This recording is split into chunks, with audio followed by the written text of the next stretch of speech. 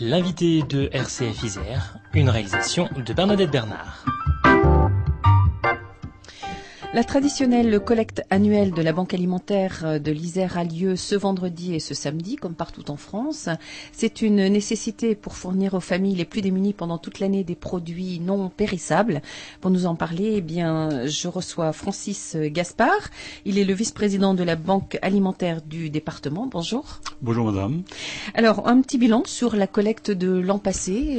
Sur la collecte de l'an passé, on a récolté dans tout le département 200 tonnes de nourriture, de produits secs, ce qui nous permet en fait de donner 1 kilo de produits par semaine et par bénéficiaire pendant tout le restant de l'année.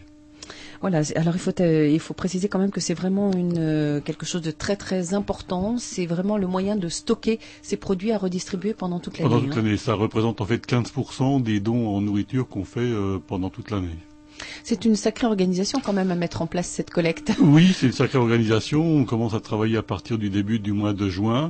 Les 150 bénévoles de la banque sont impliqués et on a des bénévoles qui recherchent en fait les 3000 bénévoles qui vont être mobilisés sur les 2 jours dans 127 départements du département. Et il faut donc former ces bénévoles. Il faut les informer en fait de nos souhaits en termes de produits et de l'organisation dans les magasins et de ce qu'il faut dire un peu aux donateurs éventuels. La Banque alimentaire de l'Isère fait partie d'un réseau. Elle fait partie d'un réseau national où il y a une banque dans chaque département et avec une fédération nationale.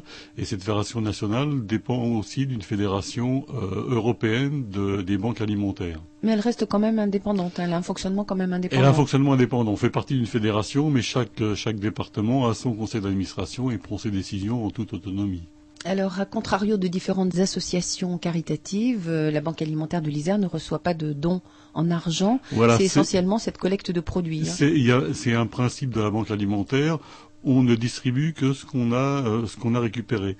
En fait, on a plusieurs sources d'approvisionnement. Il y a la collecte qui se passe là maintenant. Il y a aussi les produits européens qui représentent à peu près 30% de ce qu'on donne et qui seront en baisse aussi cette année. Je pense que beaucoup de gens ont entendu parler des problèmes du PEAD et FEAD. Voilà, donc ça c'était surtout majeur en début d'année. Là, oui, mais c'est le budget 2014-2020 a été voté et il semblerait qu'il soit en baisse notoire. Une autre part importante qui représente en gros la moitié de ce qu'on distribue, c'est ce que font nos collègues tous les matins, la ramasse quotidienne de produits frais dans les hyper de l'agglomération. Des produits d'ailleurs, enfin cette ramasse a tendance peut-être à baisser parce qu'il y a une meilleure gestion des stocks au niveau des grandes surfaces. Il y a effectivement ce que vous dites, plus aussi le fait que dans les grandes surfaces, et je pense que beaucoup de gens l'ont remarqué, il y a des promotions sur les produits à date courte. Donc on essaye d'augmenter en fait le nombre de grandes surfaces dans lesquelles on va aller les matins pour compenser en fait cette diminution. En sachant que en plus de cette diminution, on a une forte augmentation du nombre de bénéficiaires. Entre le premier semestre 2012 et le premier semestre 2013, on a 20% en plus de bénéficiaires. Ce qui est le cas en fait de nos collègues d'autres associations comme les Restos du Cœur et le Secours Populaire. Donc il y a d'un côté les approvisionnements qui diminuent et de l'autre côté le nombre de bénéficiaires qui malheureusement augmente. Voilà. On va parler un peu des rouages. Comment ça se passe donc aujourd'hui, demain cette collecte a lieu dans 127 magasins voilà. Cette année en Isère. En Isère, oui. Et ensuite, qu'est-ce qui se passe? Donc, il y a des camions qui récupèrent. Alors, il y a des bénévoles recrutés spécialement pour ça qui vont à l'entrée des magasins, qui distribuent en fait les tracts et qui indiquent les produits qu'on souhaite.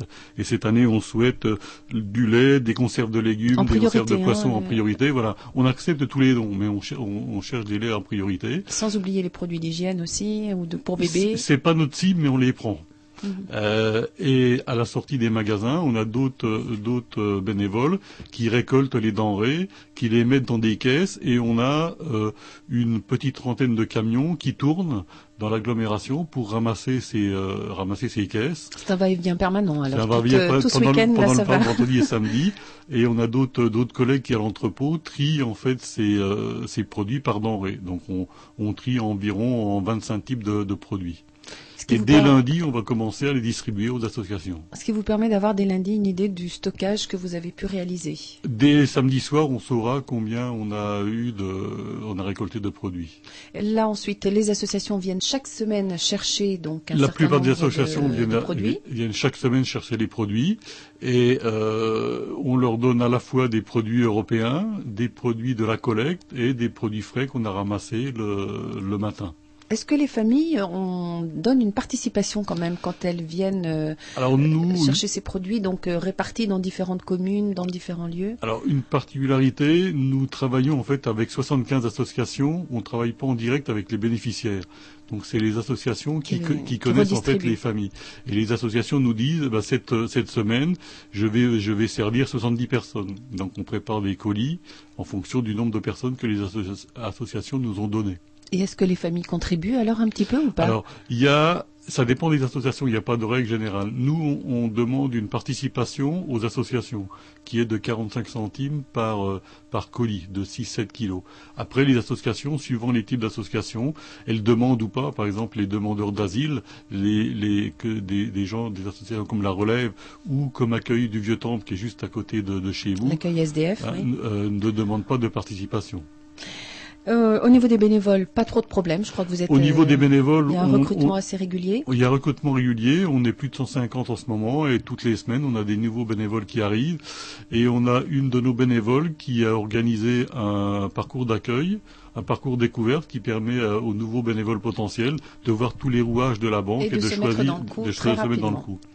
Ce sera le mot de la fin. Francis Gaspard, simplement, oui, vous voulez rappeler? Je voulais rajouter, on a un problème sur le lait. Il nous manque 40 000 litres de lait pour arriver à servir nos bénéficiaires, en sachant qu'on leur donne 1 litre de lait par semaine. Donc le souhait qu'on émet auprès de tous les donateurs, c'est de donner autant que l'an passé, plus un peu de lait. Voilà, le message sera passé. Merci à vous et participez activement tous à cette collecte de la Banque alimentaire en Isère.